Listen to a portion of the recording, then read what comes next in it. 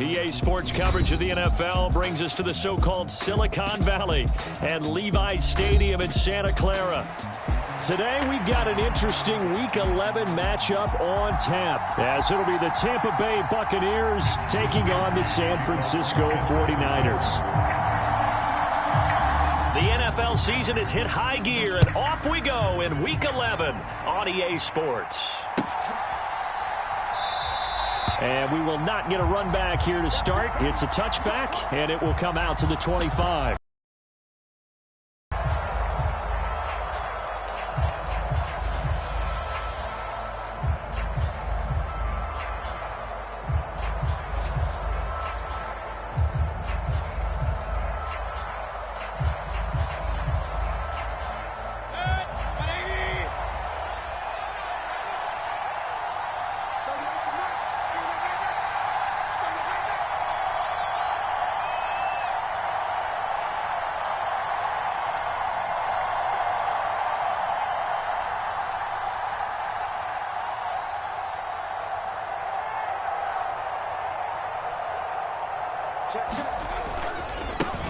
They'll start the drive with a give to White, and he can only manage to get a couple. 2nd and 8 coming up. You look at this Niner defense. They've been very good against the pass so far this year. Number 4 in the NFL right now. And I'm struggling a little bit trying to really categorize this crew. They're top 10 in the league against the pass, but the bottom half of the league in sacking the quarterback. That doesn't make sense. Imagine if this group ever put pressure on the QB. They'd easily move into the top 5. Trying to bounce it outside, but he's only able to get it back to the line of scrimmage. An early tough test on the opening drive. This is 3rd and 8. They'll look to throw. Able to shake him off. He's going to air one out. Oh, and that is incomplete. Against a team coming off a win, just as your team did the previous week, you talk about being physical all game long. Sometimes being physical is just being on the spot and helping force the incompletion. He'll field this at the 5. Now a hit and a loose football. And it's picked up by the Buccaneers. So they've got the football, and they'll start right on the edge of the red zone at the 20-yard line.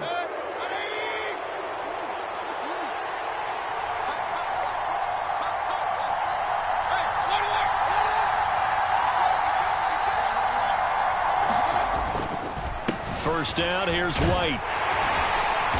And able to fight forward inside the 15 to the 13. It's a 7-yard carry to set them up with a 2nd and 3.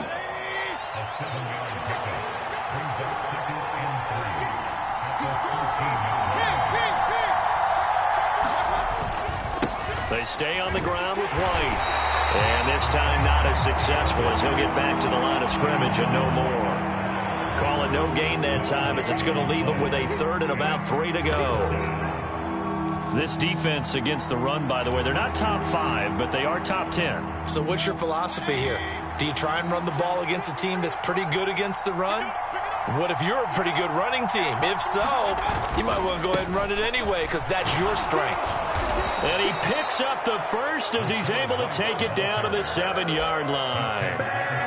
Give him 6 yards, and they do convert on 3rd. A quick burst there, and he nicely bit off a pretty decent gain.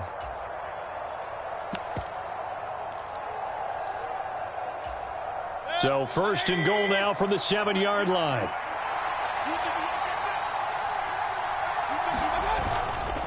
On the ground with Vaughn. And a little bit of space there, takes it inside the 5 to the 3. It'll be a pickup of 4, and it brings up 2nd and goal. That's good power football on 1st and goal. A lot of teams will throw from there, but that's a nice job to chirp a few more yards and get yourself closer to the goal line. To throw, Mayfield. Oh, he tries to force it in, and it's intercepted. Picked up by Ambry Thomas.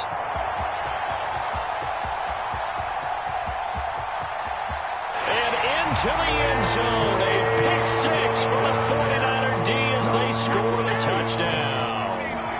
Well, really a fantastic play, not only to pick that off, but he had to run a long way, Charles, in the other direction to hit pay dirt. He did it, and they've got the first lead. And that certainly changes the early tone of this game, doesn't it, partner? One moment, they were going to be in early control. Now they just have a few moments to clear their heads and get back out there against an electrified defense. And his kick is no good. An inauspicious start here kicking-wise as this one stays a 6-0 game. So they throw the pick six. They'll get another shot at it now as this one's in the air. And no effort to bring this one out. It's a touchback. The Bucs offense set to begin their next possession. And, Charles, you look at these two teams, and these are those kind of litmus test games in the second half of the season that if you're a coach or a player, you can either really look forward to them or really dread them, depending on your point of view. And if you're dreading them, you're not going to go very far in the playoffs. You need to look forward to these kind of games because here we've got two division leaders, both real contenders for the NFC title. And you're right, you love having easy games on your schedule, but you need some games like this to toughen you up a bit and ensure that you're ready for the shock of playoff football. Calling a gain of 3 on the play, and that's going to bring up second down.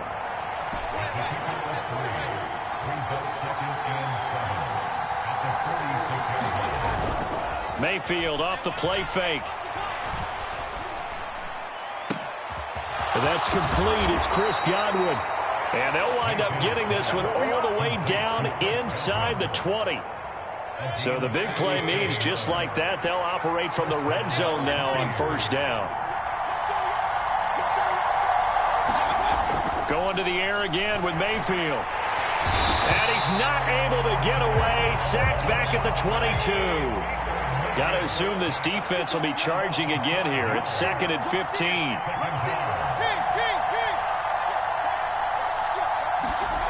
Mayfield looks to throw. Escaping the under pressure again, and down he goes again.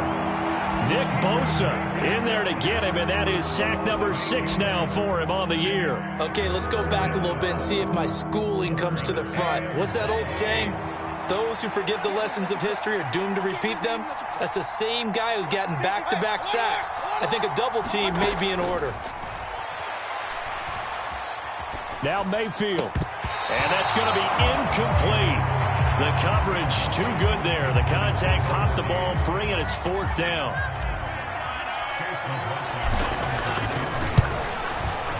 And this is right down the middle as he puts it through. So he's been automatic to this point of the season, and he connects on the field goal there. And what a luxury it is to have a kicker you can depend upon, partner, because he hasn't missed all year long. Converts on that one as well. And kudos to you. You didn't jinx him. Returning from his end zone is Ray McLeod. And they'll get him down right at the 25-yard line, so the same result, and he opted for the touchback.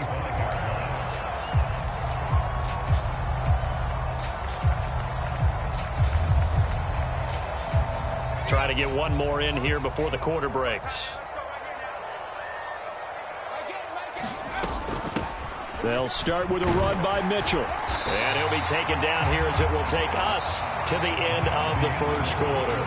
6-3 is our score after 1. It's the NFL on EA Sports.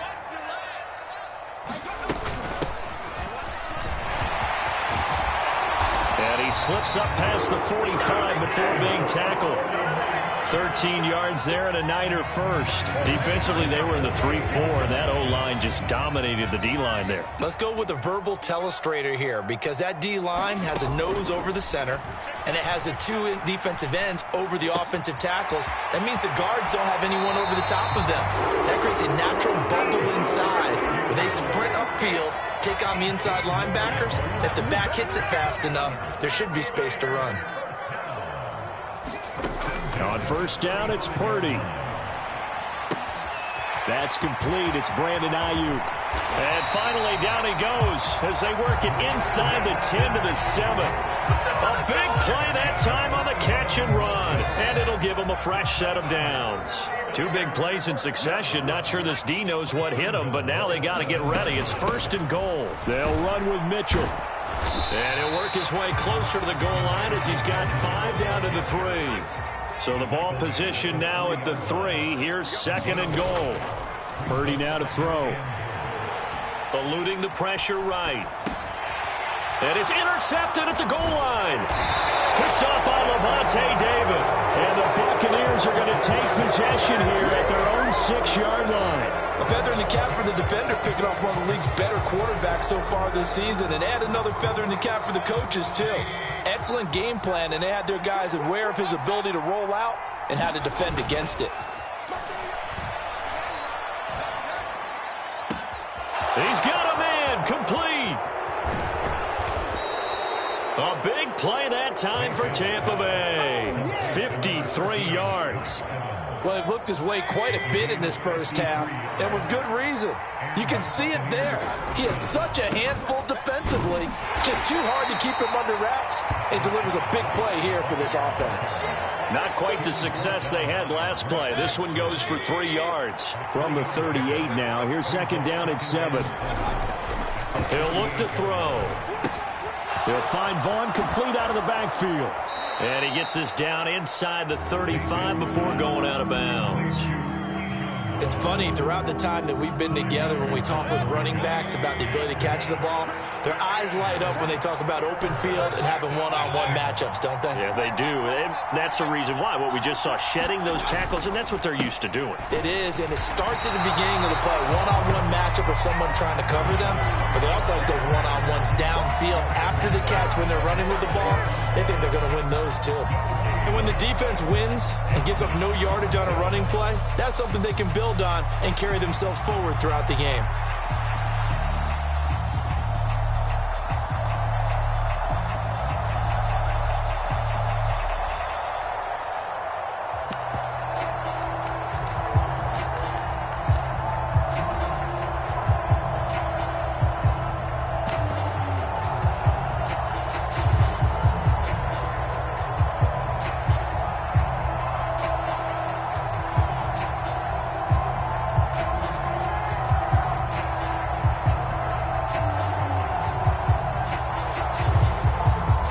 So they'll say no to the 50-yard field goal try.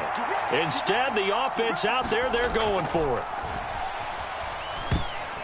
Second quarter action with 1:59 remaining.